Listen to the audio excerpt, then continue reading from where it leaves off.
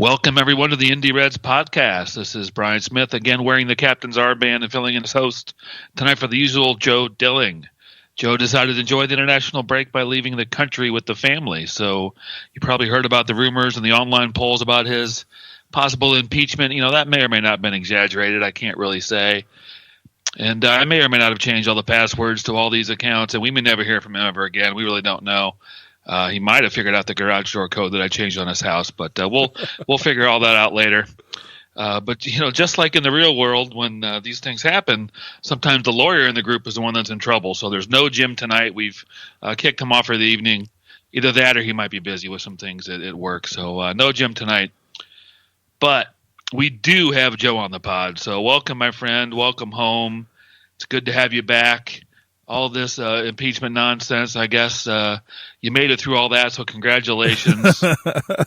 It's good to have you back. What's going on tonight, bud? Hey, man, I just keeping one eye on the U.S. men's national team in this worthless League of Nations match against Canada, and talking to my friend about the mighty Reds. So I'm feeling pretty good right now. Also decided to melt my brain a little bit, Bryan. Good. That's always good to melt the brain. So, yeah, we're recording this in the middle of a USA Canada match. So, one of the biggest borders in the world, and a massive game with so much on the line. Hey, it's a huge game. The winner of this gets, I don't know, something, some syrup or something. I don't even know. Some syrup. But games played in Canada, and but it's in Ontario. I usually tend to think of maple syrup being more Quebec, but you know, what am I to say? I've actually, I don't think I've ever been to Canada. I've seen Canada across the Detroit River, but I don't think I've ever been to Canada. I've been to Niagara Falls. The Canadian side is the way to go. Much better syrup there than on the American side. And poutine. And yes, we really could use Jim. He knows all about Quebec, and I can do the hockey thing, but no Jim tonight. You have to let the lawyer off the hook every once in a while. So yeah, at least it's not some lame excuse like Dungeons and Dragons, right? Oh man, that's harsh. That is harsh. Maybe he's at the USA game. Let's look for him in Toronto, in the front row there. Yeah, exactly. So I'm actually drinking a beer that Jim gave me tonight. Hoof-Hearted Brewing. So say that real fast if you want to have some fun, or make your significant other at an Indy 11 tailgate who's never seen this brewery before hold the can and say the brewery real fast. I did that to Jen in the South lot not long ago. This beer is called Thanks for Letting Us Play Tonight. It's a terrific double dry hopped India Pale Ale. Great looking can. So look that up. Thanks for letting us play tonight, and thank you for the beer tonight, Jim. Appreciate it very much. So, let's get into this. It's just going to be Joe and myself tonight, so let's do it, because there's a lot to talk about. We haven't potted, a couple weeks because, Joe, you've been on a big boat, and you were out of the country and all kinds of stuff, right? Oh, yeah, man. I was on it's a ship, not a boat. Boats are smaller. Whatever. So you were shipping. I was shipping on the. I was being shipped on a ship. Yeah, all over the Bahamas. Well, good, something like that. So good. Well, hopefully you found a couple of players that can help improve the U.S. national team, because we could sure use it. But enough about the USA. Here's what we're going to talk about tonight on the pod. First in a while, so we're going to go back and briefly touch on the Champions League returning to Anfield for the first time since the 4-0 miracle against Barcelona. Very interesting match. We're going to touch on that briefly. A big Premier League match against Leicester at Anfield came after that. Some interesting results around the league. We're going to kind of talk about the Premier League in general real briefly. I know I sure did not predict what the table was going to look like heading into the national break. I don't think anybody did. So all kinds of stuff happening over in England. And then a little bit next, what's next for the Reds? There's kind of a medium-sized to large-sized game coming up here, looming in the immediate future, so we're going to touch on that as well. So those are the four things on the agenda tonight. Let's get right into it. First match we're going to talk about is a Champions League match versus Red Bull Salzberg at Anfield. And if you listen to our Champions League preview pod, we talked about Salzburg. They kind of dominate their league in Austria. We didn't really think a whole lot about them. Kind of picked them to finish second in the group behind us and Napoli. So, again, we score 4 and win the game, but not before an aggressive and frankly very opportunistic Austrian team, caused a few heart rates to increase for Reds around the world. I know mine sure as hell did. Yeah. But in the first half, we just kind of came out flying. Goals by Mane and a goal by Robbo, has only second one, I believe, ever in an LFC shirt, and one by Salah give the Reds a 3-0 lead after a half an hour. But right before halftime, they got a Korean player, Hwang. I think we mentioned him in the preview as well. Kind of spins Virgil into the ground, and better than anybody I've seen do to him in him in a red shirt. I mean, that was ridiculous. Gets one back before halftime, and they get 2 goals in 4 minutes early in the second half and level things at 3. So this was just a crazy game. It's 3-3. I had a really kind of interesting experience. This was kind of a throwback for me. I followed the first half on Twitter and other kind of text-based updates, and jumping online for a second and grabbing a score, during a meeting I was actually in charge of. So I managed to pull that off, and to watch part of the second half via stream. And that stream hasn't landed me in trouble with the ID department at work at all, at least not yet. And I listened to the ending stages using the official LFC audio, which I know you're a big fan of, Joe. That official LFC audio, John Aldridge and the other guy's name is Space. Space is his name. Steve? Is it Steve? Yeah, it's Steve something. I'm sorry. Yeah, Steve something. And John Aldridge. So that's free LFC audio if you didn't know that.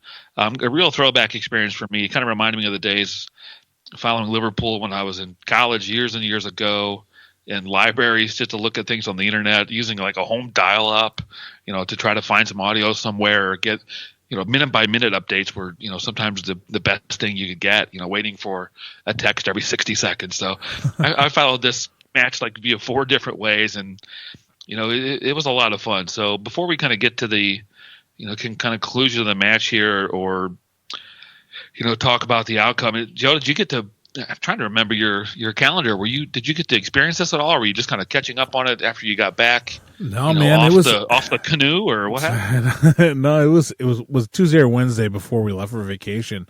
That's okay. That's what I thought. I was listening on LLC audio. I have not gone and paid for the Bleacher Report streaming service. Just I'm cheap. Let's just put it that way.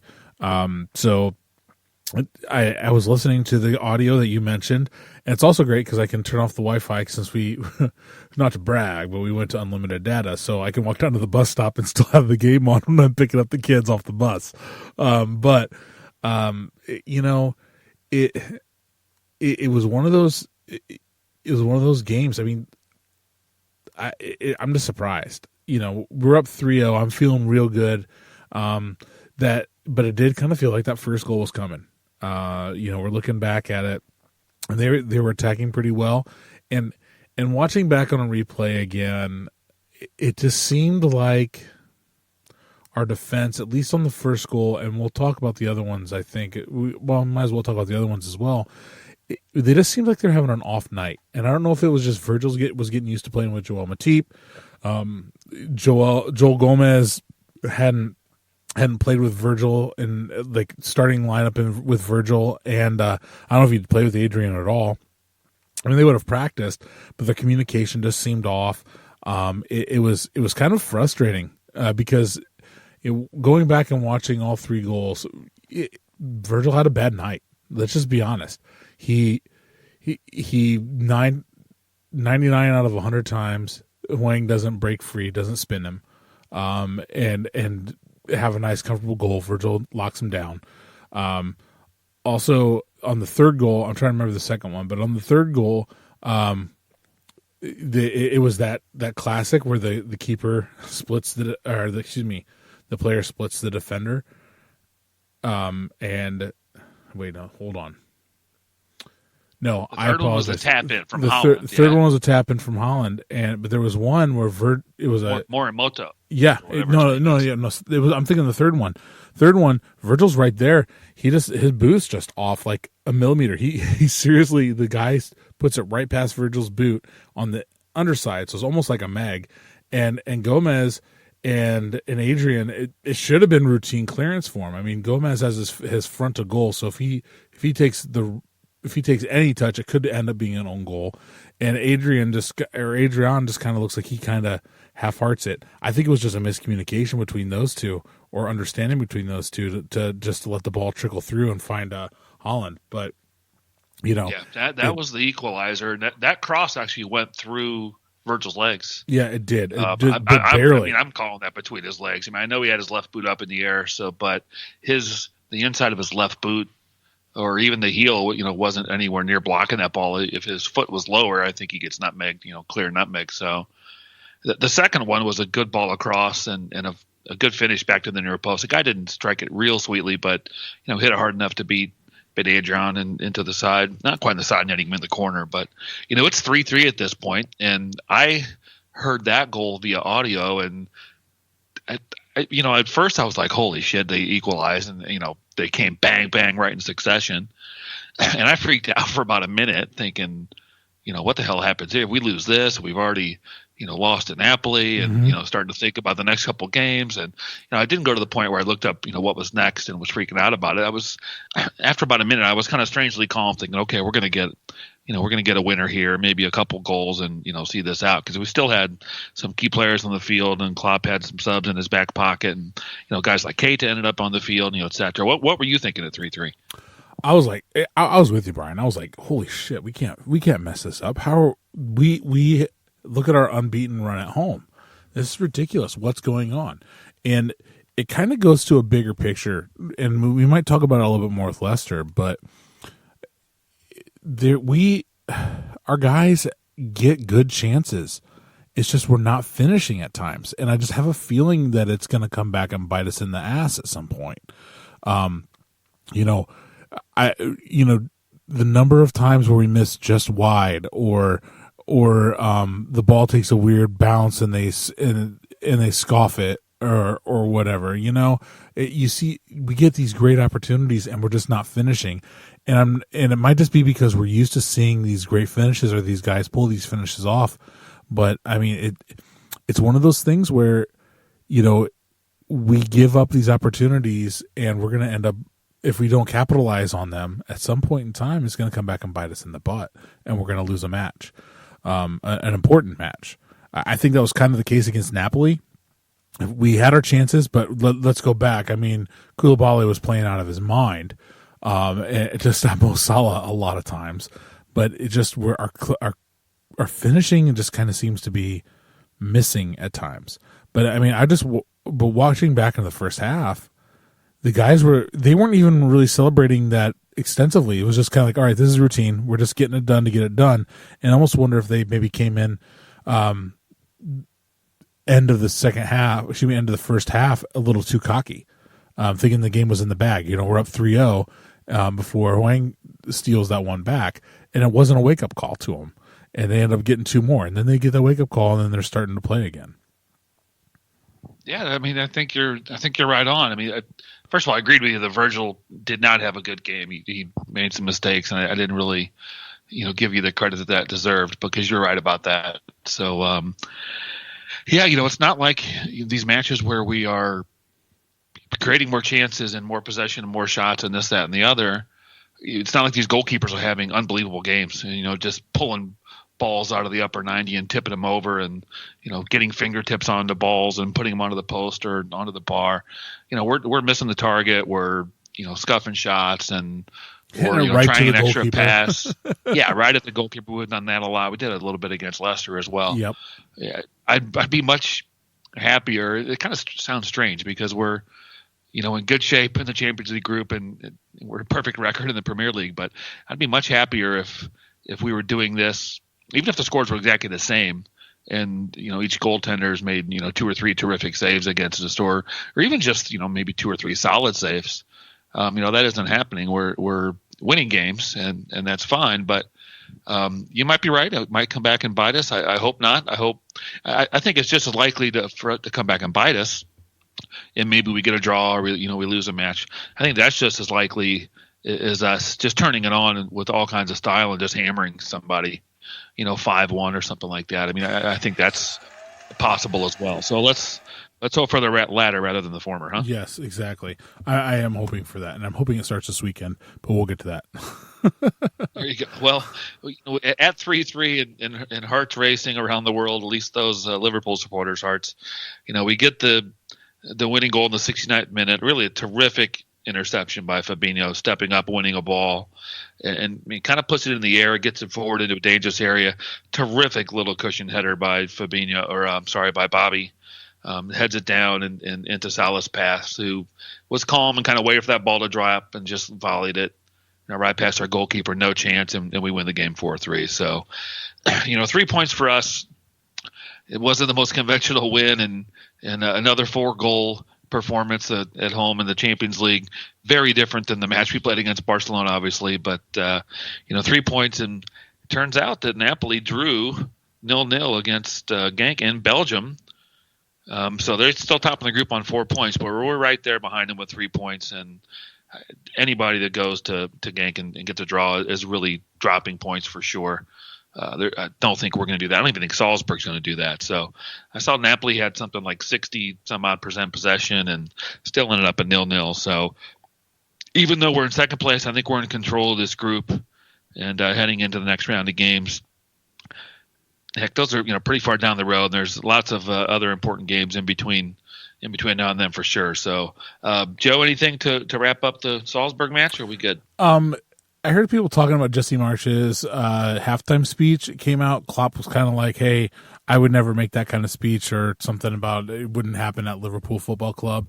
And it was brought up, for instance, on the Grant Wall podcast with Etchkarai, and they're saying, "Oh, if you haven't seen it, go watch it."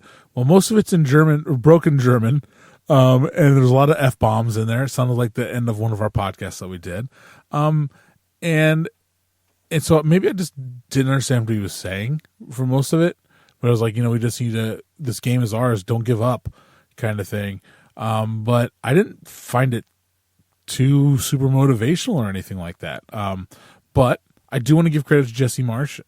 He's the first American coach to coach in the Champions League.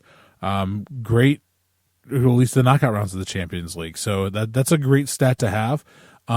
He has that Salzburg team playing pretty well. They're running away with the Austrian Bundesliga, and heck, I think they're going to have Napoli to run for their money.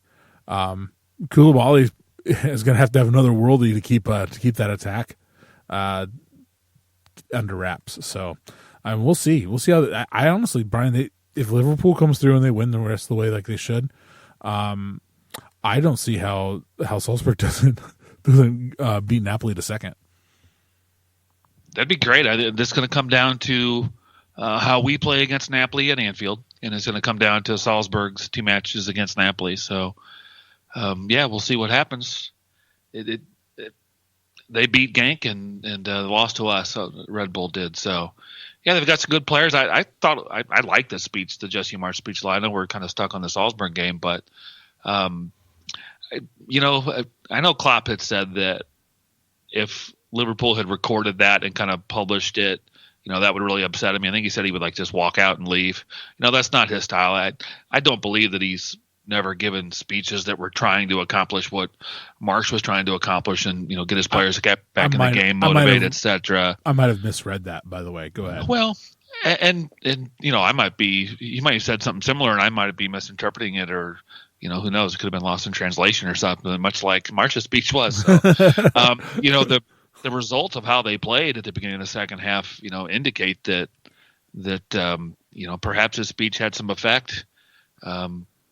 If not, it had a huge effect. So it's probably somewhere in the middle. Like anything that coaches and managers do, when teams play well, they tend to get too much blame. When it doesn't go well, they get too much blame. When they play well, they get too much credit. It's almost always somewhere in the middle. So, as a guy that's coached a couple different sports with it's just kid level and some travel stuff. That's about it for me. But we get the win and we get 3 points and we're back in control of the group. So, yeah. All right. Next match for the Reds was a big Premier League match against the third place Foxes from Leicester. They visit Anfield for match week 8. And first thing that we all noticed was the starting lineup. Now I hear about it on the way to Union Jack. I was fortunate enough to watch the match there with all the other Indy Reds. Dejan Lovren makes his first start in the Premier League this year in the back four next to Virgil, and Milner starts in the midfield as captain, joining Gini and the ever-present Brazilian Fabinho, and Keita and Harvey Elliott make the bench, which was really good to see. So, Joe, go back to when you first saw the lineup. What was your first thought when you saw that Lovren was in there? And I'll give you some thoughts on what was going on at UJ once everybody found out. It's 10 o'clock game, right? Sure. Yeah. I'm trying to remember what time kickoff was because we had a few days ago. So yeah, let's go with 10. It was a morning game. Yes. So just to run it back a little bit, we were on our way to Atlanta, and we left super early in the morning, and so at some point I checked my phone. I don't know if I was driving or whatever, and saw the lineup, and because I was driving, it was one of those, okay, that's nice kind of thing. I didn't really pay too much attention, but looking back on it, I know how I would have thought. I would still have been, okay, that's the lineup, let's go with it. Let's see where this takes us. I'm not surprised by Lovren starting, let's put it that way. Joe Gomez got called up to England, so they knew he was going to be going with England. I don't know if there was some sort of agreement with Gareth Southgate to limit his minutes because he was going to use them a lot. Because I'll be honest, I don't know if Joe played midweek or not, or played the last two games for England or not. But I think maybe I've Klopp got that was for saying, you. Keep going. Hang on. Go ahead. I think Klopp was maybe looking at it saying, he kind of didn't have the best of matches against Salzberg. I'll give Dejan the start, or it was something he had agreed, maybe these guys are closer to the same level, and so they're in that shared number 3 center back spot, so we'll go with one and one with the other, and maybe it wasn't performance related at all. So, I mean, it's something along those lines, but not really surprised. Klopp probably saw that Virgil had a bad game. Virgil probably felt he had a bad game, was ready to prove himself against Harry Maguire. Excuse me, I digress. Said the wrong name against Rat Face Boy, Jamie Vardy, and who else is on their team? It used to be Drinkwater, but now there's somebody else. But anyway, Madison plays up front. Yeah. And looking to show that he was back from injury, shut them down, and that's what he was looking for. And yeah, I thought. I really wasn't surprised. I mean, everybody knew that Henderson was going to play, and so I don't think he wanted to stretch. He played him a lot at home against Salzburg. I honestly knew that he probably knew that Southgate was going to play Henderson at least full 90 in one of the two matches, and Jordan is always an injury risk when he plays two successive matches at 90 minutes. So I think Klopp kind of had an idea for that, and that was probably the right call, because looking back on it, and we'll get to it later, but man, James Milner was everywhere. James Milner could have been man of the match, and like you, maybe he will be. And we're not getting there yet, but we'll talk. Yeah. Well, I had pulled up some data today, knowing that we were potting a little bit later than normal after these matches were done, and in the middle of this, Joe goes on a ship break that we took. That's the name of the pod. Joe's back from a ship break. So Liverpool players in the international break. We'll just throw this in here. I was going to do it at the end, but it applies well to our discussion here. So, and there was basically two matches for most teams. Fabinho only played 10 minutes. Firmino played 122 over 2 games with a goal. Mane played 90 minutes, had an assist. Virgil played both matches 180 minutes. Wijnaldum 180 minutes, 2 terrific goals. Robbo 180 minutes, and one of them was a clean sheet. Lovren 180 minutes, also had a clean sheet. Hendo 180 minutes, so 2 full matches for him. Trent, Gomez, and Divock Origi did not feature at all for their national team, so at least in those first 2 games. I don't think anybody had 3, but this international break seems like it's been a month long, so I don't know. Somebody might have played 3 or 4 matches. I'm kind of being silly here, but I don't know that there's a whole lot of agreements nowadays between club managers and international managers. Maybe for players that are subs, or certainly they'll have discussions. Is so and so ready? Is a guy like Shaqiri? Is he ready? Can I call him up? Can I not? There's probably discussions happening with players, and agents and representatives from clubs, etc. I don't know that Klopp would alter his lineup in any way in a big league match against a good team like Leicester, with an eye on an England match. But I could be wrong about that, but I sure as hell hope that he wouldn't. In fact, I wouldn't. Klopp could be wearing a polka dot shirt and striped pants and neon socks, and I wouldn't want him to talk to Gareth Southgate and get his opinion on jack shit. But maybe that's just me being a little bit silly. But turns out Trent and Joe Gomez didn't play for England at all, and Divock didn't play for Belgium. So at UJ's, back to this lineup, when people that didn't know that Lovren was starting were kind of coming in and grabbing some chairs, and a lot of new people at UJ's again this time, which was a lot of fun, and we made room for everybody and had both the upper deck and the lower deck pretty full. Lots of people at the bar as well.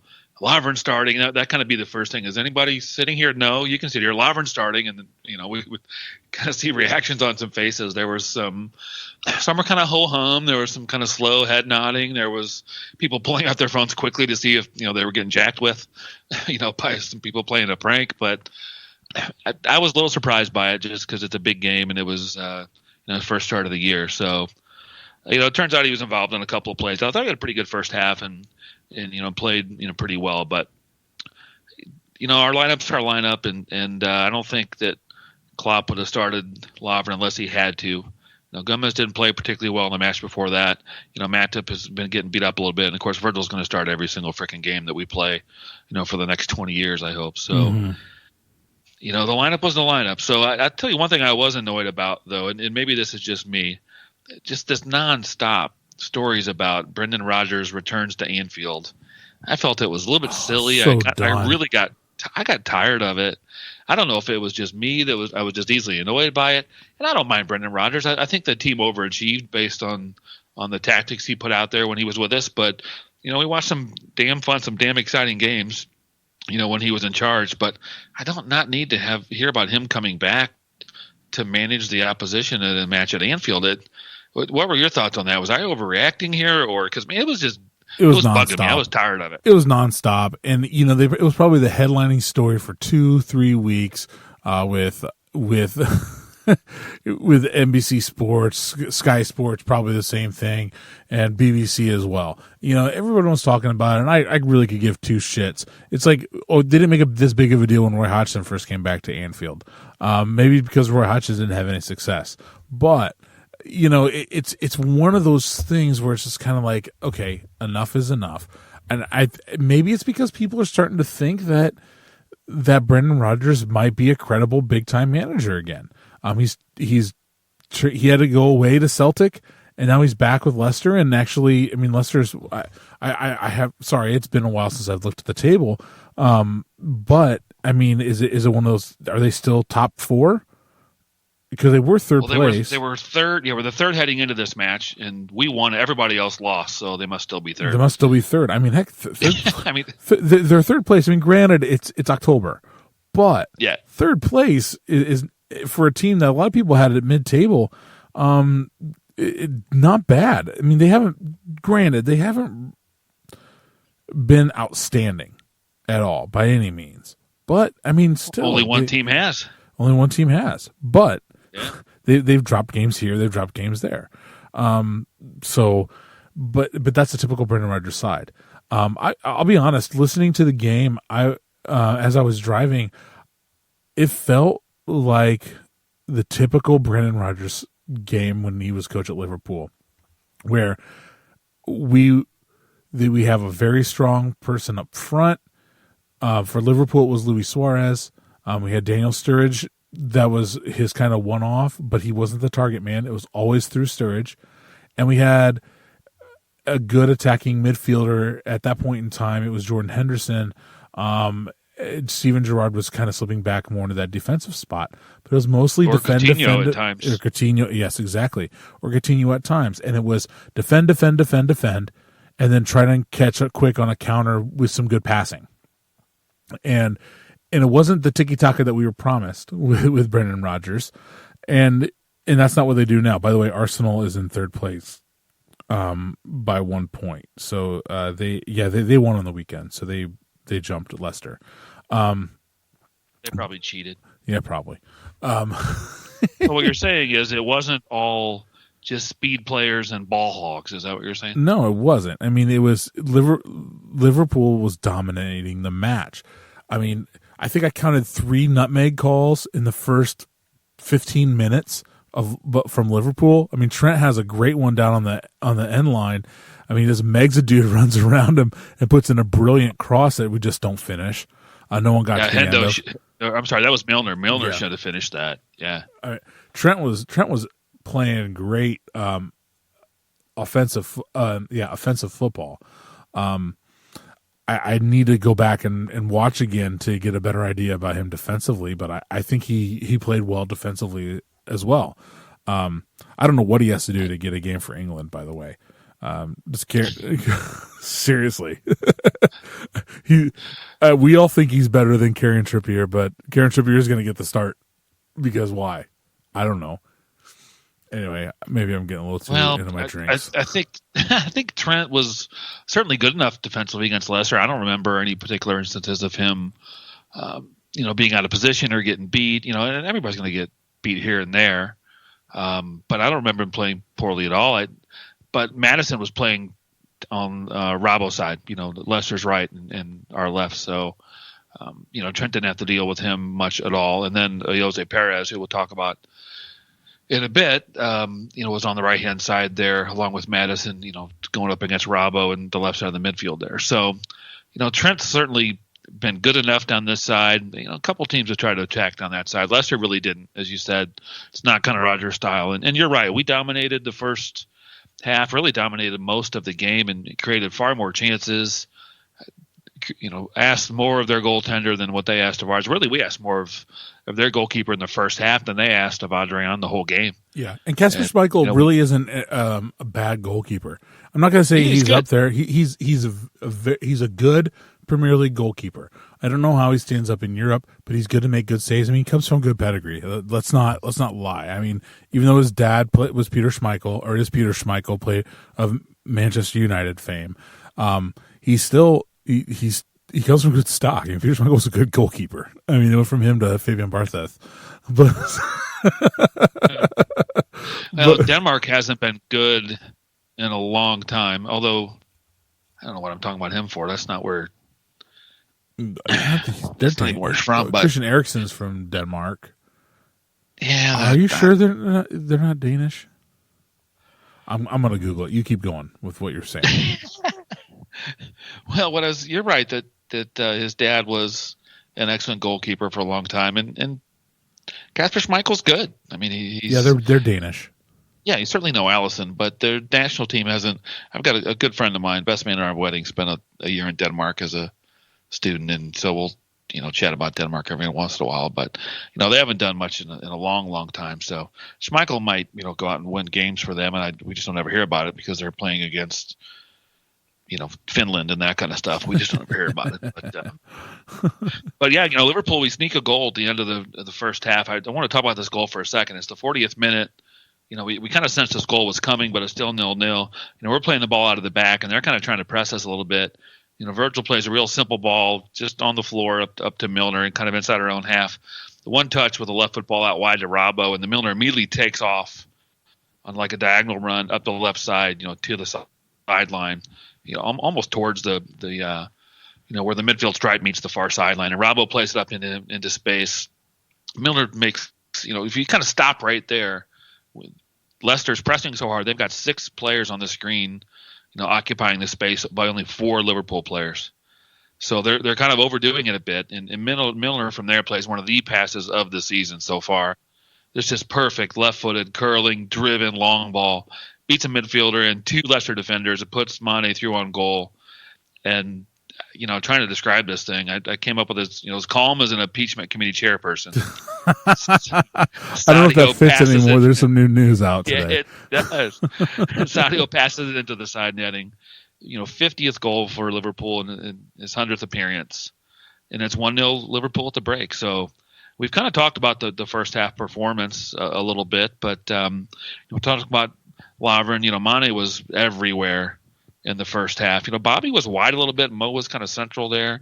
Any of those topics or anything else to wrap up the first half for us? I thought we were dominant. And granted, this is just listening. We had a lot of really good chances again, and this is kind of where my point was stemming earlier. We had a lot of really good chances. Bobby puts one, has a great header, but it ends up right at Kasper Schmeichel. Mane's goal was fabulous. I mean, well taken. Salah has a few chances as well, and doesn't convert. It was just one of those. It might be mixing up games, but also Gini Wijnaldum has a great one from just inside at the top of the box and puts it just wide. I mean, he has Schmeichel beaten if he squeaks that inside the post. It's one of those, we're just not finishing our shots. Who knows? Maybe that changes once we start seeing a fit Naby Keita come in. Maybe he is the one that gets that ball, and instead of Wijnaldum puts in a great one. But you and I both saw the goals from Gini the other day. Was it yesterday? Probably for the Netherlands. He can hit them. I just don't know why he does it in the orange instead of the red. Well, he wore orange for us as a third shirt a couple of years ago. Yeah, you're right. And didn't see him doing much then. So let me take it back. It has to be a system thing, a tactical thing. I mean, has to be 2 goals against Barcelona coming on as a sub. So he has scored for us at home before. But still, you know what I'm saying? You know what I'm saying. But I don't ever remember him hitting a screamer like he did for Holland the other day. No. And then that matching 2 goals. I mean, that was – now, granted, he was given a little bit of time, and he took it well and hammered it from well outside the box in the upper 90. But yeah, you're right. We dominated the first half, and we go into the dressing room and with a 1-0 lead. It could have easily been 3-0. I mean, really, sure. Easily 3, maybe even 4, and that's what you get with against the Brendan Rodgers side. Exactly. So Klopp screams at the lads in German. It's recorded, but it hasn't been released yet. So we're not really sure if we'll ever get to see that footage, but certainly he screamed at him in German and said a few bad words. I'm imagining. So, Leicester came on the second half and was a little bit better, but we were hanging in there. We still have the lead at the 75th, minute or so. And, I'm saying that UJ's and, Jim's there and a few others at the table I was at. Courtney was sitting by us and Need's there. And I'm thinking that this is not going to end up 1-0. I'm getting a little bit worried about this. And I certainly say that sometimes I'm wrong, or I'll say we're going to score and then we don't, but I could just, you get a feeling though. I mean, we all do. We're like, we all do. And there's goals in this team the second half, Sure. We get that feeling. Absolutely. And I'm not always right, but this one, it turns out that I was, because, not 5 minutes after that, Leicester starts, turning it on and they get an equalizer. It was a damn good goal. It was from Madison. Coming up the right-hand side. They play a nice ball into Perez and kind of the right center midfield. Really a brilliant turn. He kind of, show your kids this. You show your kids the Milner run I talked about earlier. Just kind of turns and in fact, don't show your kids this, because he drags the ball with the sole of his boot with the cleats. And I hate when kids kind of try to trap the ball by stomping on the top of it and it squirts underneath their boot. I'll see that in Owen's high school game. Owen never does it because he did it once this year, and I yelled at him from the stands. But some of his teammates will do it all the time, and it just drives me nuts. I mean, but obviously these guys are another level, and a brilliant kind of drag and turn at the same time, and really beats Fabinho with that drag and turn right there. And puts Virgil in a tough spot. Madison makes a good run. They play a through ball to him. Lovren comes over, tries to block it. He can't get to it. Adrian gets it's kind of stuck in between a kick save with the right foot and getting his right hand down fast enough. And he kind of really doesn't do either. And, and they equalize 1-1. And, man, Lovren caught a lot of shit for this goal immediately on social media and even live at UJ's. There are people screaming at him and I don't know. I kind of went back at him at UJ's. Those that are listening that were there, I kind of would apologize because I'm not the most quiet guy in the world, and can sometimes be considered opinionated. And I'm just quickly pointing out that Lovren has nothing to do with this, because this through ball goes to Virgil's left and to Robbo's right, so in between our left back and our left center back, and it was a perfect ball, perfect weight, and a good spot, and Madison finishes it. Lovren has nothing to do with this at all. But what do you think about this goal? What do you think about the heat that Lovren's getting? Where did the breakdown happen? Because it's 1-1. It's an issue with zonal marking. You're not man marking, so it's nobody's man. For those of us that are familiar with basketball, how do you beat a zone? You find the holes in the zone. So they find the holes in the zone. They make a run into those holes. The ball's put into that player that's in between two players. So there's that confusion between the two, and maybe it goes back to the fact that because it was between Robbo and Virgil, and they've been playing together all season. So, and I'm not really going to slight either of those. I think, like you said, it was a good ball in. The player made the good run and did it. Now, I texted you last night after watching it again. I think Fabinho could have done better on it. Yes, he got turned by Perez, but I still think he could have done better. I heard some guys. I went back and was listening to some podcasts from last week today. I'm not really prepping for it, but so this might be somebody else's opinion. I just want to clarify there. But especially since I was listening, they said that Fabinho looked like he was gassed, especially in the second half. The guy's been playing every single game for us. Granted, so maybe that was his second game or third game in a week and a half, because he didn't play against MK Dons. But he's still playing a lot. He's given all in training. He's not been injured. He's playing great. I think from the sounds of it, it looked like he was leggy, and maybe that attributed to him getting turned there, because 9 times out of 10 he's going to stop that. He's going to break that up, and that's not what we're used to seeing. And I don't know if maybe that is what allowed that gap to happen, because Virgil's like, oh yeah, Fabinho's got this, and kind of got wrong-footed, and then same thing with Robbo, just kind of got wrong-footed or something along those lines. Definitely not Dejan Lovren's fault at all, because he's coming from far away and almost makes a play on it. I'd almost say it was hit very well, because it's like you said, it's at that sweet spot where the keeper has to make it a split second decision. Am I going to kick save this, or am I going to go down? And he kind of gets stuck in between the two. If you look at it, I don't know if Alisson Becker saves it. I want to say he will, because he's Alisson Becker, and he feeds 5,000 people and walks on water, Brian. But yes, he does, especially with a beard like that. but I could grow a beard like that if I went and bought it. Mine's all gray. But anyway, yes, it is. I can confirm that. I just figure, you know what, it was well played. If we're going to put blame on anybody, which I really don't want to do, because I thought it was just because I think that diminishes the goal. But I think it goes on Fabinho more than anybody, and maybe his legginess. I'm going to put it on Virgil, and just that seems a bit harsh, because I think it takes something exceptional for him to get his left foot onto that pass. He almost has to kind of overplay the pass there and really read the game extremely well and get there and prevent that through ball. We've seen him do it before, though. Take a through ball like that and just calmly take it off the inside of his boot, take a couple dribbles, look up, and hit a midfielder with a pass. But I looking at his reaction, I went back and watched the highlights again today. The way he reacted after that ball went through, just kind of staring up into the sky and frustrated. I think part of that was, he was hoping that Adrian had done a little bit better since he got a piece of it.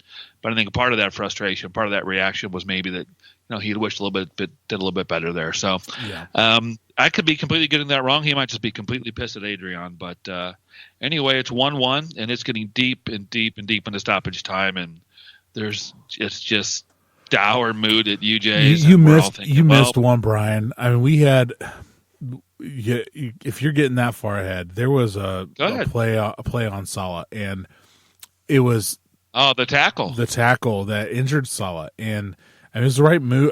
I hate to say it, but it's what you want your player to do. is to take a card, take a sacrifice for it to stop an advancing player. But yeah, I almost absolutely. wondered if that was a penalty. I mean, yes, he fouls him outside the box, but he also fouls him inside the box. the tackle that actually hurts him is inside the box. And but the foul is out. I know what you're saying, but but it's first contact. I get it. That's but right. I've never been able to find it again. But I swear, not this past Women's World Cup, but the one before that, Alex Morgan was given a penalty because she was fouled outside the box, but the play continued on into the box, and they called it some continuation. I swear I've heard it. I swear I heard Napoon talk about it on whatever podcast he was doing at that Women's World Cup. But I do remember that, and I've never been able to find it, so I can't say that should have counted as a continuation penalty. But there's no such thing as a continuation penalty. I know, and that's probably why, Brian. Yeah. Now, I guess if the allows advantage and you play on in a new piece of play or a new phase of play, you beat another player off the dribble, you take another couple of touches, then you get fouled after the advantage was called because you were fouled but maintained possession and weren't hindered in any way, then I guess you could get another foul committed against you and to call that one. But yeah, you're right. It was kind of a cynical yellow, but if Lovren or Matip does that, we call him genius, and yeah, I hope one of them, I hope they don't have to do it on Sunday against United. We'll get to that, but yeah, I mean, it was a smart play for the defender to make, and we headed into stoppage time at 0-0, right? So talk to us about stoppage time. We're thinking it's dropped points. It's 1-1, and here we go, 93rd minute, and take us through it. I mean, what else is there to say? Mane collects the ball down towards the touchline like he tends to on the left-hand side, starts advancing up towards the top of the box. Was it Johnny Evans? The Leicester defender? Him? Yeah. The fouls him. Anyway, Mane gets... I don't remember who it was. Mane gets fouled. Yeah. Mane gets fouled in the box, and penalty to Liverpool. James Milner steps up, does his little... Looks like he slips, comes up and just hits it right down the middle. Kasper Schmeichel dives to his right, and it goes right past him. I mean, game Liverpool, pretty much a walk-off right there. But Brian, a lot of people were talking after the match in the media, and I don't agree with them, but they're saying that was a soft penalty, shouldn't have been given a penalty. What's your take, bud? Well, I heard it both ways. I heard some people saying that it wasn't. I heard that obviously everyone that is, against Liverpool, our rivals and rival pods and other folks like that doing their own home media thing, and certainly were saying it wasn't a penalty, it was soft, this and that. I mean, it comes down to, was it a foul? Yes. He makes contact with the back of both of his legs. Yep. And kicks him pretty damn hard. And, Mane doesn't go down right away. But he's fouled, I think, again a little bit after that. The first one was the hard contact. Kind of takes a dribble and half a step and, goes down at that point. I'm sorry, that's a foul, and therefore it's a penalty. And I've heard some, announcers and some pundits describe it just that way. That is a foul, and it's in the box, so it is a penalty. Yeah. As soon as he kicks him for the first time. Now, granted, I think Mane kind of, I don't want to say chose to go down because he was fouled, but he tried to stay. He did stay on his feet. He sold it at first. Let's just be honest. Yeah, he did. He sold it. He did, but he was fouled. Yeah. And until referees start calling that initial kick as a penalty, no matter what happens, and don't even force the guy to get fouled again and go down or seek other contact and exaggerate it or whatever you want to call it, and until referees call that first contact the penalty, immediately strikers are going to be forced to do this. And guys like Harry Kane will make freaking livings out of doing this kind of shit. and that's not Mane's normal style. It wasn't the most elegant, placing oneself onto the ground that I've ever seen before on a soccer pitch. But it is a foul. It is a penalty. And people that say it's not, they try to lump this into, some of the other blatant dives where there's very little contact and there's a sliding player and the guy leaps over the top of the other guy and then, rolls around and holds his leg for a half an hour like Lamar does. It's not even in the same category. This is a penalty. And one thing I want to say about this penalty too, if you go back and watch it before, Mane really goes down and before the penalty is given or as he's going down, Hendo's kind of zooming into the top of the box looking for a ball to be played out, or maybe looking for a clearance that he could maybe take one touch and hit it. And he goes down, and Hendo's kind of screaming for the penalty. His arms out wide. Referee gives it. Hendo immediately picks up the ball, turns around, and hands it to Milner. and that happens, within a second and a half of the referee giving the penalty.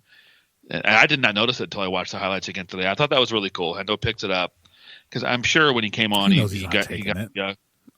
Well, oh no, I know he knows he's not taking it, but I don't think he wanted Mane to try to take it or Salah to try to take it. I gotcha. And it could be that everyone knew Milner was the designated penalty taker. Milner started the game as captain, and when Hendo came on, I don't even know if Milner gave him the armband or not. I guess it really doesn't matter.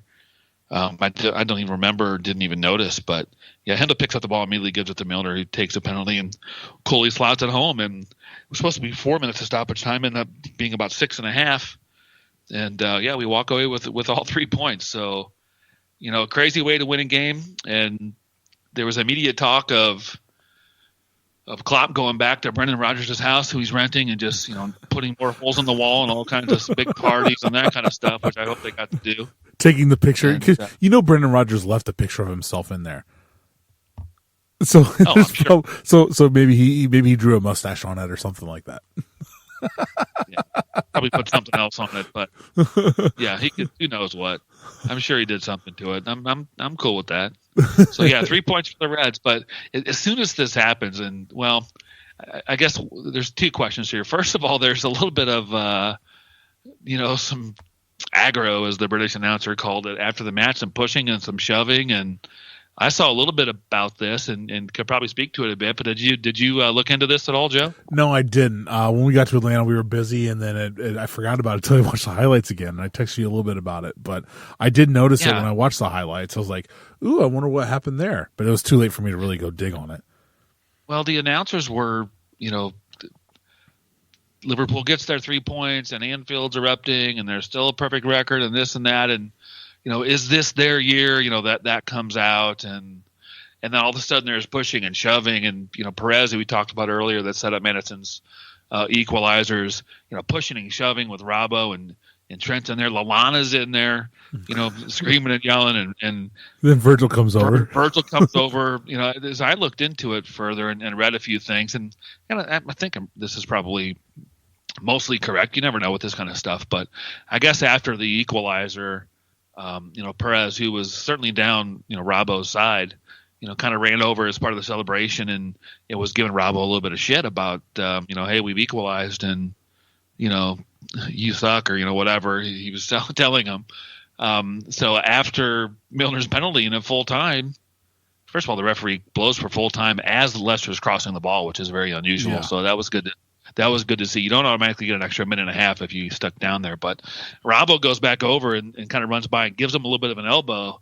Not quite like he did to Messi last year in that semifinal, where he pushed basically Messi down. He does like a left stick trigger R2 circle flick twist triangle and shoves Messi in the back of the head. But this was just walking by like a little bit of an elbow, and I'm sure he said something to him that was completely, undecipherable because it was in Scottish, and no one can understand it. But and he did not. Perez did not like that at all, and good for Robbo, for going back at him after Perez had gave him some shit after the equalizer. So then it all kicks off at that point. They're just kind of pushing and shoving, and Virgil's trying to calm him down. Lallana's thinking this might be my last game for about a month, so I'm going to scream and yell a little bit. Look important. They're all pushing and shoving. And, that Jamie kind of took Vardy away comes in against Perez. Did you notice that? Yeah, I saw that. That surprised me, man. Jamie Vardy for a second. I don't know. Virgil kind of had that little angry look to him, though. Like, what the fuck are you doing? Shut the hell up kind of look. Vardy comes over and walks him away. I'm like, man, this is the same Jamie Vardy that said chat shit get banged. So, maybe he's grown and matured. I don't know. Could be. I think they all went out after the game together for some Ribena and shared a couple bottles, and there you go. Made friends again, I guess. But maybe some tea and some biscuits. It took the attention momentarily off of everyone saying, or not everyone, but certainly the announcers did, is this Liverpool's year? You win games like this, this is what you need to do to win titles, and they've done it again, and all this kind of stuff. And it was all over social media and all over a lot of the podcasts that we listen to, and here we are talking about it. What are your thoughts on this? People saying, now after 8 games, it's another example that this is Liverpool's year. Joe, is this? Are you on board, or people, putting the cart before the horse here? Oh, come on! It's freaking October. We had a bigger lead last January and lost it. We haven't played Manchester City yet. We haven't played Manchester United. But the rest of the table, but we haven't played Spurs yet. So, I mean, there's still, if you're looking at the big boys, and by the way, the United States lost 2-0 to Canada. It's the first loss since 1985 to Canada. Anyway. Syrup. Sticky syrup. They win the syrup jug. Where's my train of thought going, Brian? You're saying that you can't win the league in October, but you can lose in October. That's what you're saying. Yeah, you can lose in October. And let's go back, because a couple of years ago, the year that when City scored or City got 100 points and just walked away with the league. I don't know where they were, but I remember looking in November and going, "Oh yeah, this is City's year," because the City was that far ahead of everybody else. And they were playing great. I mean, yes, they dropped some points later on in the second part of the season, I think to us included. But still, it was City's year by far, and everybody knew it. And I don't know if they just kind of gave up and didn't give their best to it. But I mean, you look at it, and it can still be lost. It's way too early to make this judgment. I love it. Don't get me wrong. I love it. Every time I look at it, I get a big smile on my face. But I mean, I remember thinking probably the second year I started watching Liverpool, so that would have been 2004, and you're saying to yourself, 2003, you're saying to yourself, don't look at the table until Christmas. It doesn't really matter, but when your team's at first, though, you sure do love looking at that table. That's not a cliche. That used to be a real thing. Don't worry about the table until Christmas, and that's it doesn't work that way anymore. It doesn't. And you gave a couple of good examples. I mean, there were times where teams ended up winning the league, were playing so good after 8-10 games that in hindsight it was obvious that they were, or perhaps obvious that they were overwhelming favorites. People are starting to say that about Liverpool, and I agree with you that it's too early to make any kind of official statement. Carragher did it the other day. If I understand, I didn't see it. I was reading about it. So I think it's a bit early to do that as well. But before we move into that, we got to wrap this up with the man of the match, I suppose. So you got a man of the match for the Leicester game? Yeah, Joe? I'm going James Milner. He was everywhere. He set up that Mane goal. He scored that penalty, calm as you like. He was where he needed to be. He had a great game. I'm going James Milner. Honorable mention Sadio Mane, because I thought Sadio Mane was a workhorse as well.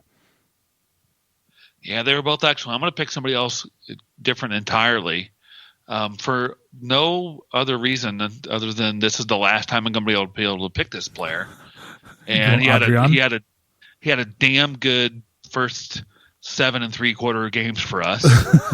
And if you'd have told me on that podcast we did after the home opener, or the opening match, which wasn't home, and Allison was hurt, that we were going to win our first 8 games, I would have said, "Holy shit!" And because we didn't know who this guy was, and he's had a couple of balls I wish he would have saved. He's had a couple mistakes. He gave one away to Danny Ings on a weird clearance, and yeah.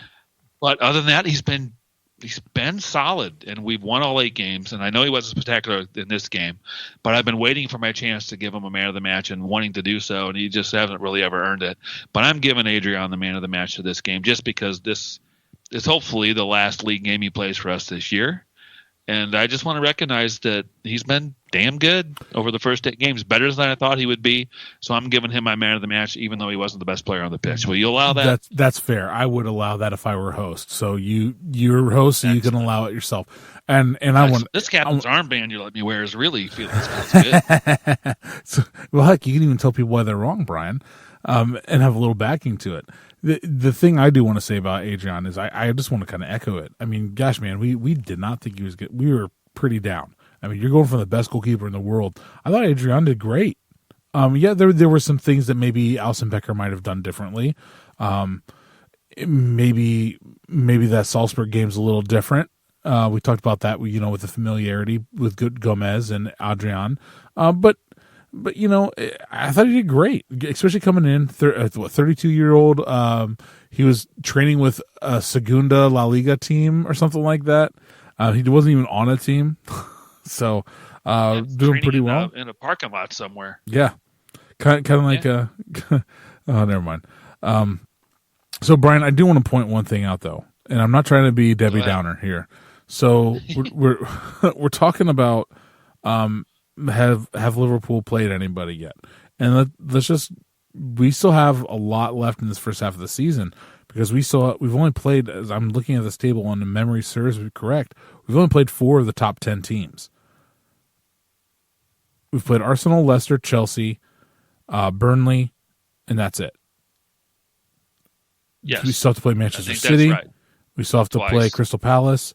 We still have to play West Ham. And that West Ham team's going to be sneaky this year. Just keep an eye on them. That's my opinion. And Tottenham and Bournemouth. So, both those guys are coming up before long. So, none of them scare me. They're good. They're playing better this year. A lot of those teams than they have in a long, long, long time. I get that. Crystal Palace in 6th, man, and Wilfred Zaha really isn't off his duck yet. So, I don't know. It'd be interesting to see. It's going to be interesting how the table happens. But like we talked about earlier, I'm a little concerned about clinical finishing. But like you said, maybe it's going to click, and we're just going to start dominating teams. I hope so. Those teams we can dominate them against, and let's hope it starts. Let's hope it starts on Sunday, right? Yes, we'll get to that in a second. But first, I want to talk about let's talk about schedules for a second. Okay. Because I saw an interesting point here. You mentioned our schedule, and we played Chelsea. We played some other pretty good teams. Not all of them, but a handful of them. City's played a very soft schedule so far. They've played Wolves, who beat them. That was one of the shocking results that came after our match against Leicester. So City's played Wolves and lost. They played Everton, Watford, played Norwich, who's lost, Norwich beat City, so that was crazy. They played Brighton, they played Bournemouth, and they played a Spurs side, which is completely upside down right now, sitting in 9th, and West Ham. That's it. City has played 0 teams in the top 7, but they've still lost more matches in their last 4, which is 2 losses, than they had lost in their previous 20 league games. So they've played nobody yet. And we've played, not the toughest schedule in the league for sure, but City haven't played anybody yet, including us and United and Arsenal and Chelsea and Palace. They still have twice, and some other teams that are playing better than they were last year, and they've lost 2 games out of the last 4. I mean, I think that might be why some people are talking about this is the year or whatever, and we agree that's a bit premature. But does City's soft schedule change your thoughts on any of this, or is it something not to even worry about? So one of the things that was kind of going around, and first of all,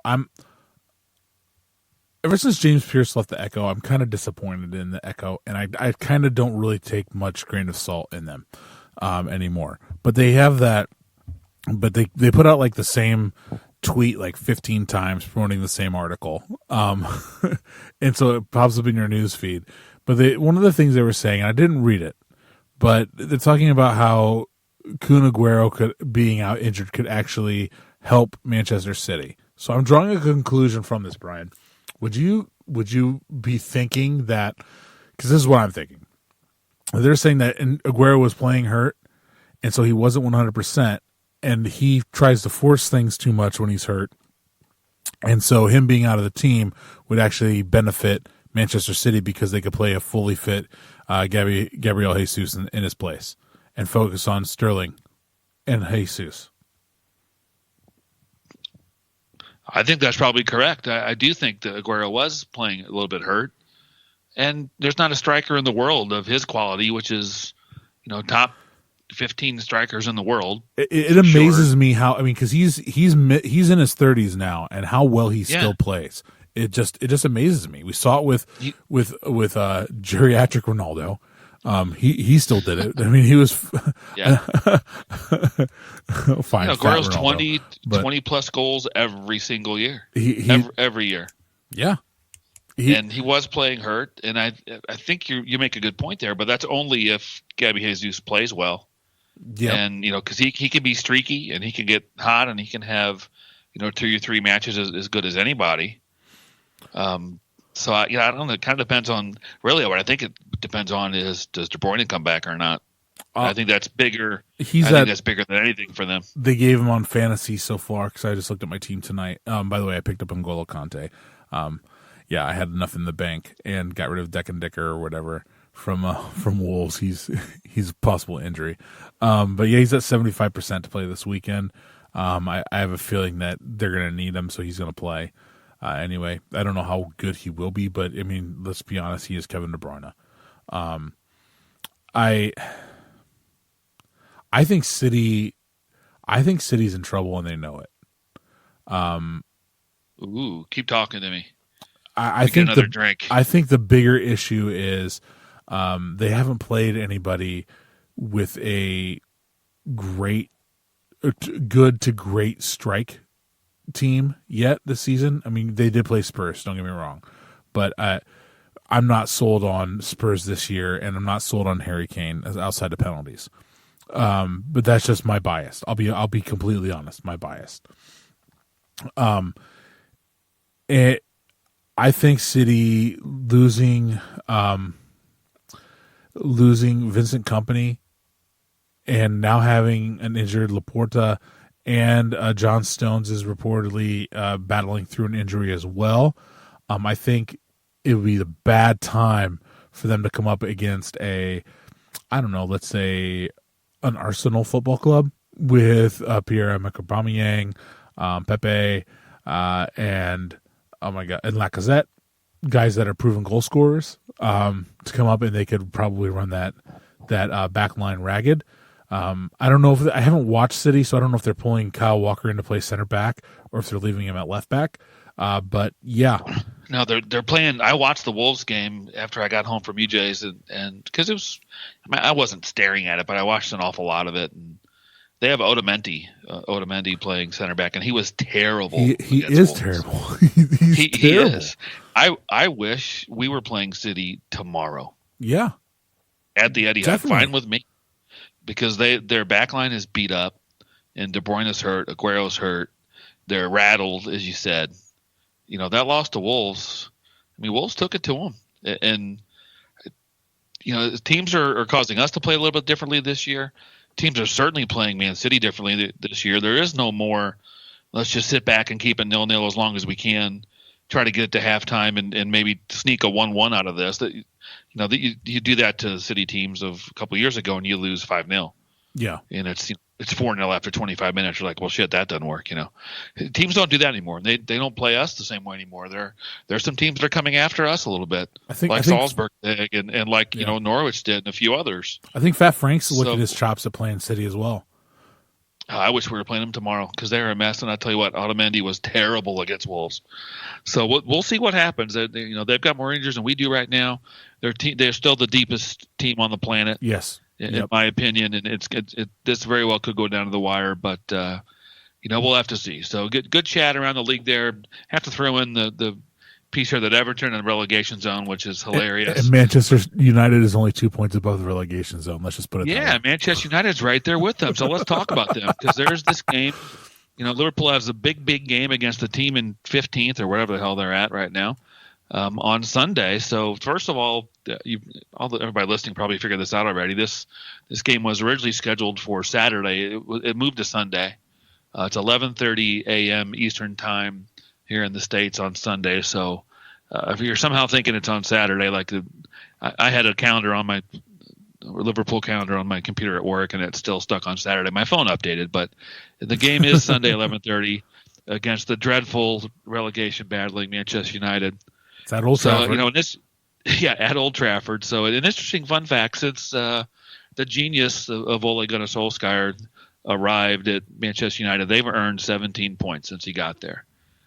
In that same span, Liverpool have won 17 league matches, while they've only earned 17 points. I've been laughing about that for about a week and a half. I love it. I love it. So there's a couple of new updates that have come out really just today. We all heard Allison in full training, maybe a week and a half ago. Maybe not full training with the entire team, but going through the normal, routine with the other goalkeepers, etc. So there's word that he is fully fit and ready to go. And there's talk, should they rush him back? Should they not rush him back? I don't even think this is a rush. I think he was ready, 3 or 4 or 5, 6 days ago. And I think he's going to play. So I want to get your opinion on that. Another interesting goalkeeper news happened today for Spain. David De Gea left the match with a non-contact injury, I read. I didn't see it, but I heard it was something. It was called off the ball. So left the game injured for Spain. So I don't know. Groin or hamstring. I'm seeing it's one of the two. I've seen conflicting I think things. it's both. I think it's both. Let's go. Yeah, let's go left hamstring and right groin. Let's do that. That's a hard way to pull, Brian. Yeah, that's a really tough pull.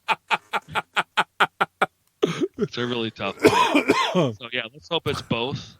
But yeah, man. He may not play, and Allison might play.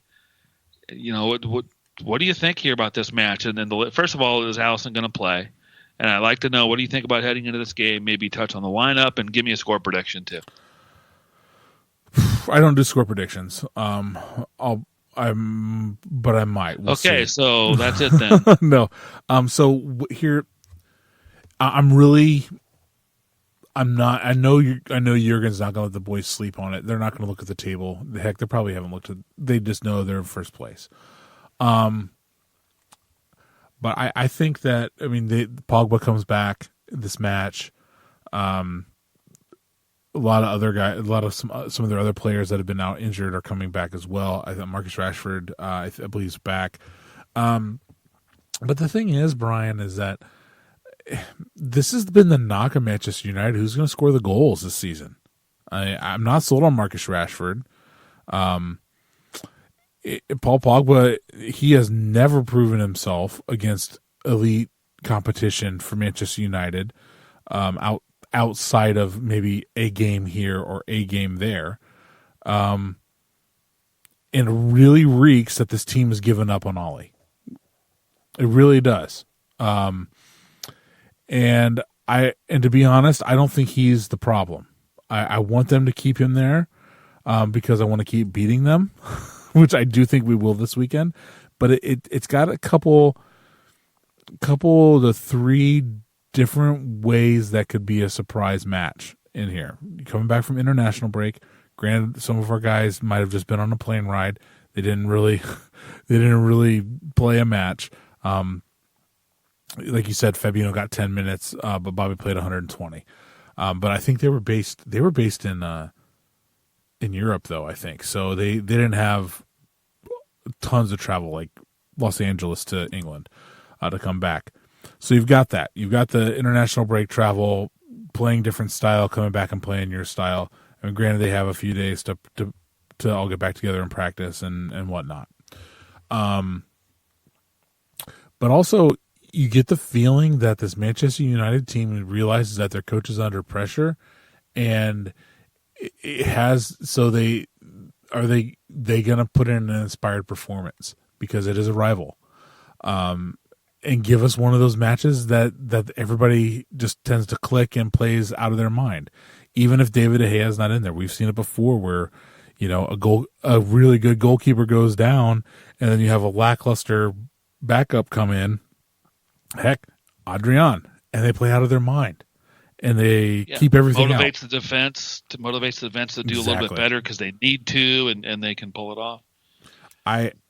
We've owned. Well, if you're not going to give me a score prediction, tell me at least how many points are we going to get? Liverpool's getting 3 points in this match. We've made Harry Maguire look like a fool before. I'm sure it'll happen again. Wan-Bissaka hasn't really impressed much this season, and he's going to be going up against Robbo. Robbo's going to shut him down. Let's just be honest. And Luke Shaw can't keep up with Trent Alexander-Arnold or Mo Salah. I think they're going to be running at that defense all day and turning Harry Maguire this way and that way, and there's going to be a lot of shots. A lot of shots from Liverpool, and I don't think they're all just going to be coming from the front three. I think you're going to see some midfield shots too, because I'm not sold on that Manchester United midfield whatsoever. I'll take a couple set piece shots too. So let's do it. Yep. So, I like it. So I don't know why you're so down on Marcus Rashford. I mean, he did win United's goal of the month for September. Now it turns out it was a penalty, and that's the only score. I was going to say, was it the only goal? Yeah, it's the only goal they scored in the whole fucking month of September was a penalty, so he wins their goal of the month by default. But it's.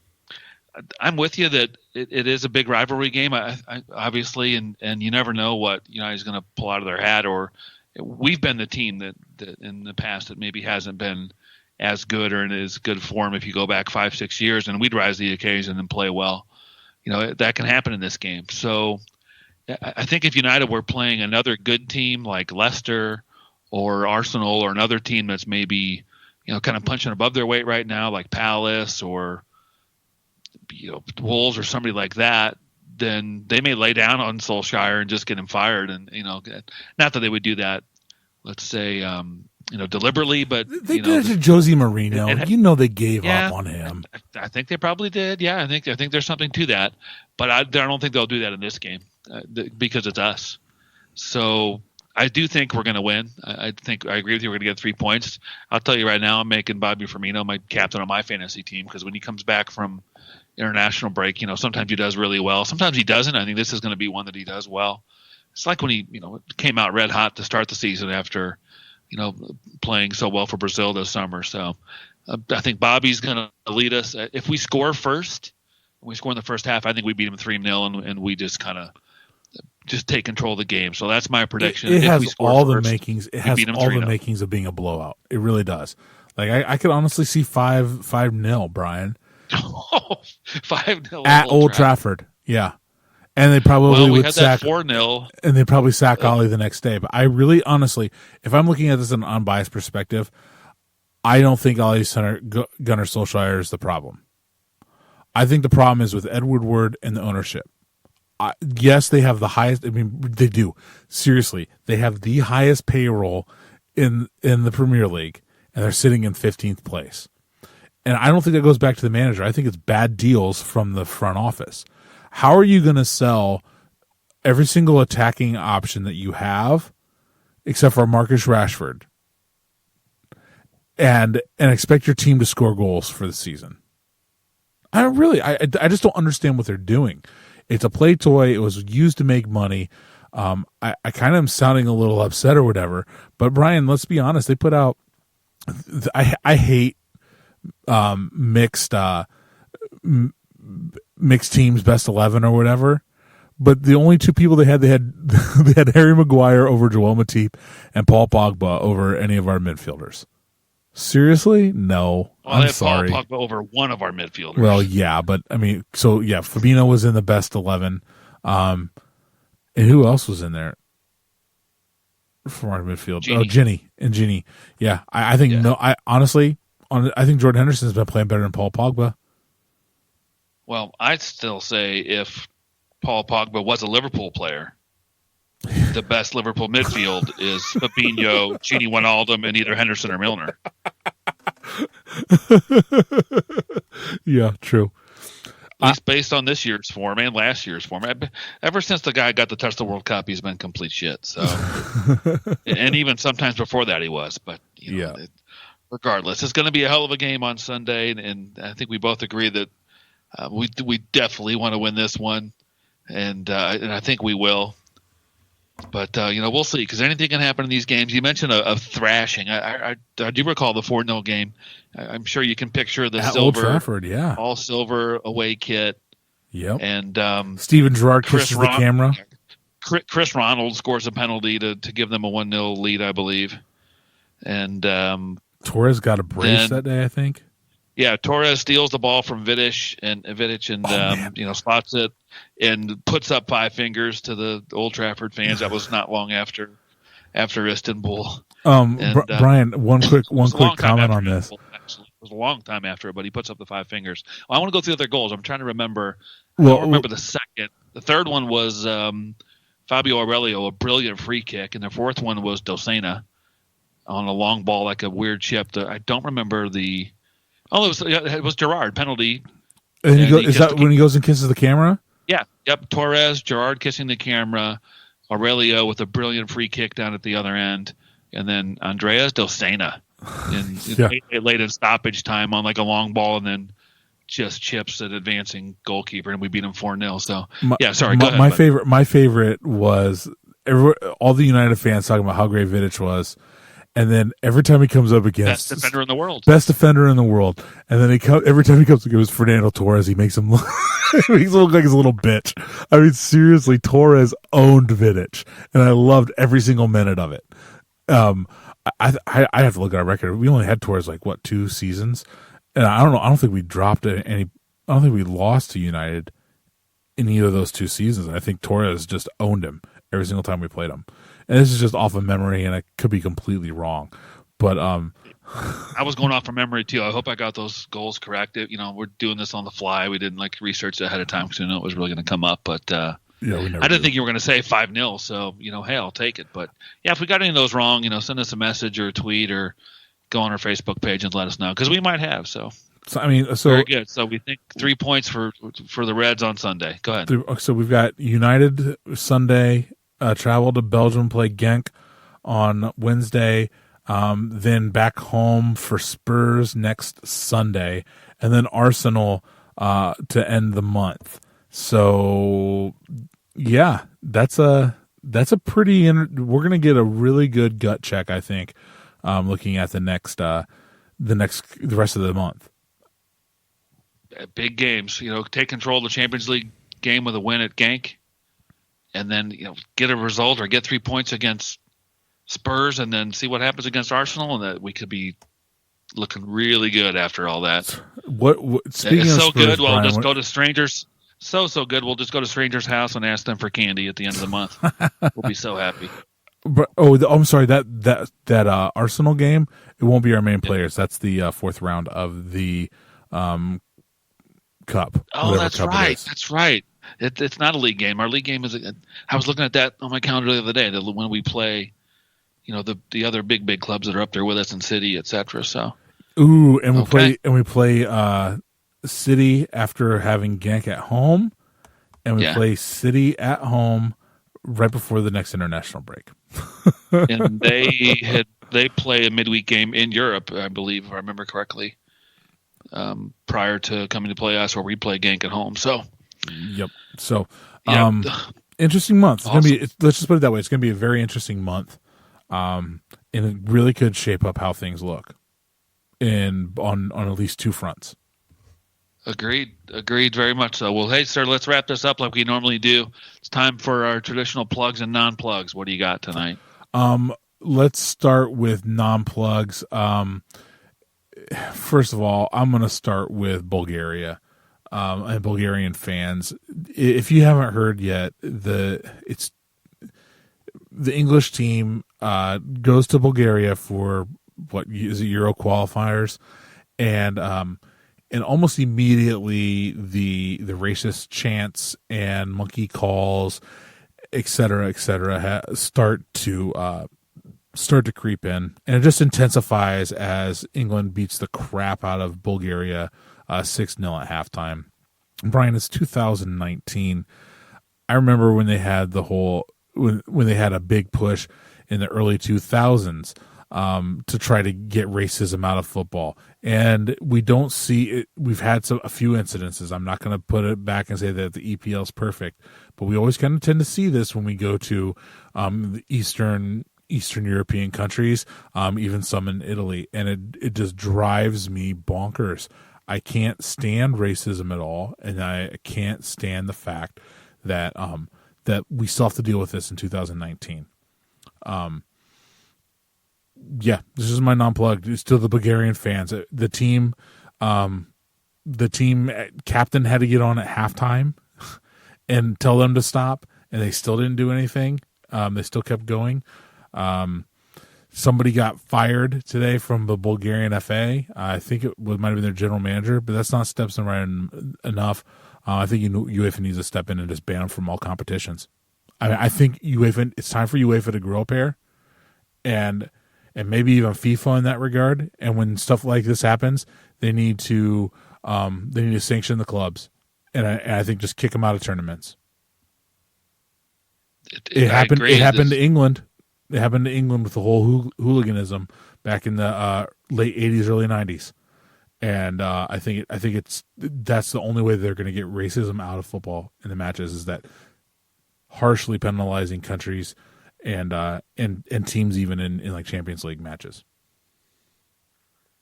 Well said. It's probably the biggest non-plug we've ever had on this pod. Sometimes we have a little fun with them, but there's nothing more serious in the soccer world today than what happened, unfortunately, in Sofia. And good for England for playing through that. And would they win 7-0 or something crazy like that? 6-0. So 6-0. Yeah, it could have been a 7. So there's some, there's some sad videos out there of Nazi salutes and things being said. There's also some very interesting videos recorded by some England supporters, cheering on their team, singing songs, and they could hear the chants happening, and people back in England texting the traveling England supporters that the TV has shown, some ultras were kicked out of the stadium and they were outside waiting for the England fans type of shit. And it's just, what can you say? It's a disturbing and terrible part of, what happened in this international break. And I hope UEFA or FIFA take some serious action. It's time for some serious penalties when this kind of thing takes place. And it has to be more than just behind closed doors for one match or a fine or some shit like that. Yeah, fine or limiting traveling supporters for future matches. It's, I know UEFA has a protocol. They go through these steps. The first step is kind of making an announcement over the PA and to tell the fans it's been heard. It's been heard by the referee. Stop it, or the next step's going to take place. Whatever the wording is. At some point, some referee needs to say game over. 10-0 win to the other team, or maybe I don't know, whatever it is, double whatever the current lead is, and 3-0 becomes 6-0, game over, everybody go home, or something. But you don't want to put fans in jeopardy, but even more so, maybe kick them out of this competition and say you're done, you forfeit in your next 5 games. Or they say, you're banned for 4 years, and if you want to do qualifying, you have to start at the very earliest stages. Yeah, it's time for some serious penalties. Yeah. So, it's certainly a terrible stain on the sport right now, and well done with the non-plug there, Joe. You put it all together very nicely. So, you want to redeem this with a plug, or should we move on? Oh shit, I had a plug. I could double plug it if you don't have one ready to go. So, well, here's one at the other end of the spectrum, and if you think of one, we can come back to you. So, where was it in the first round of international games? I want to plug the Iranian FA. They finally allowed female supporters to go to a game, which is really kind of crazy when you think about it. But they had a section. They filled the section. They were singing, having a great time. I thought that was really cool. So, plug to those, the women, younger, older, that went in and watched their team really for the first time. There's been stories of women sneaking into matches before dressed up as men, which I think is pretty badass. Yeah. Probably more badass than anything I'll ever do. Yeah. And but they had a section, and the next thing is to let them stand wherever they want and sing all match long as they had in their own section. But that was really cool to see. And another kind of more whimsical plug I'll do is since Jim isn't here, somebody has to go French tonight, and that's the fans of Lyon. So and this is all the way back to the Champions League round where we played Salzberg. It might even been a league break. I might get this wrong. Sorry, but they changed the kickoff time for a Lyon match to accommodate the television market in the Far East, specifically in China, was what I read. And this pissed off the Lyon ultras that do tifos and that behind one end of the stadium, behind a goal. So, we don't do a whole lot of politics on this show, and I'm not taking a side here. I'll be happy to talk about it with anybody that knows me whenever you want. But these fans were so mad that their kickoff time got changed to accommodate the Chinese TV market that they made an enormous tifo, and it was for free Tibet. Oh, shit. Joe, it's that is awesome. That's awesome. So, yeah, I think it might have just been a regular French league game. I'll look it up and I'll get the picture to it, and we'll maybe put it on our Facebook or Twitter page we're going to talk about here in a second. But, yeah, their ultras are mad that their kickoff time got altered for the Chinese TV market, so they made an enormous free Tibet tifo. Oh, yeah, that's great. So, I'm not plugging any type of political movement, although I think people can probably guess where I would come down on that particular issue, even though I'm not very educated on it. But I just think the move by any ultras group, or not even ultras group, because, we were just talking about some idiot ultras in Bulgaria. I'm not going to call them that.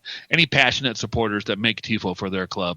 I love it when that tifo speaks to nobody in the stadium. It speaks to people that are in other countries or far away, or half a world away, other rivals. Just think that is badass. So, awesome. So plug to those supporters that did the free Tibet tifo at a French match in Lyon. So, I want to Joe, plug. you got to plug for us. Yeah, I want to plug my wife. She did a great job planning our vacation. Whoa! What? Brian, I'm not going that route. She did a great job planning our vacation. Okay. She was a great co-pilot. Pulling up ways, let me know about traffic slowdowns and stuff like that.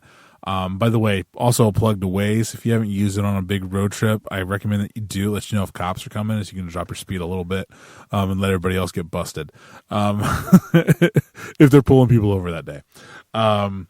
But yeah, it's pretty. It was a long ride back. We usually, for those of you in the Indianapolis area, you have an option when you're heading down to where we go in Florida. You either go through Louisville or you go through Cincinnati. And I usually like going through Cincinnati because it's pretty smooth. Once you get, it's pretty smooth, period. But non-plug to the construction traffic on 75, pretty much from Knoxville north, and then on 74 when it's one lane, pretty much all the way from Cincinnati to Shelbyville. That kind of sucked as well. So that's road traffic. I should have followed the gut and sat in traffic and gone through Chattanooga up through Louisville and paid the toll. But once again, I'm cheap. So so non-plug to me too. Not I that guess. cheap. You went on a big ship to the Bahamas, right? Yeah, it's our vacation. Come on, credit where it's due. And, let's put it this way: Disney puts on a hell of a cruise. I had a great time. The whole family had a great time. So much so that we already put a deposit down for another one. So nice 2021, because I've got some big trips coming up next year. So I'll be at PTO time. So 2021, looking at another cruise. Love it. All right, sir. Well, thank you very much for coming on the pod with me tonight and for letting me host again. Had a great time and welcome back. Always great to talk Liverpool with you, bud. Oh, man, Brian, I couldn't be happier to talk with you as well. All right, man. Thank you. So, and thanks to all the listeners for listening tonight. We appreciate it. So you can find us and all the other Indy Reds at Union Jack Pub in beautiful Broad Ripple, not just for the big match this Sunday against United, but for all the matches. You can find us there. We'd love to hear from you on Twitter, on Facebook. Write us an iTunes review the pod, all the other different places you can find us. You'll get all that info about where you can reach out to us in the show notes. So thank you very much for listening. Thanks a lot again, Joe, for having me on tonight. Jim, we miss you, bud. Zach, we'll have you on soon. All the other Indy Reds. Love you guys and gals. And, Jim, best of luck with your legal issues, and we're all thinking of you. This is Brian signing off for the Indy Reds podcast. Come on, you Reds. You'll never walk alone.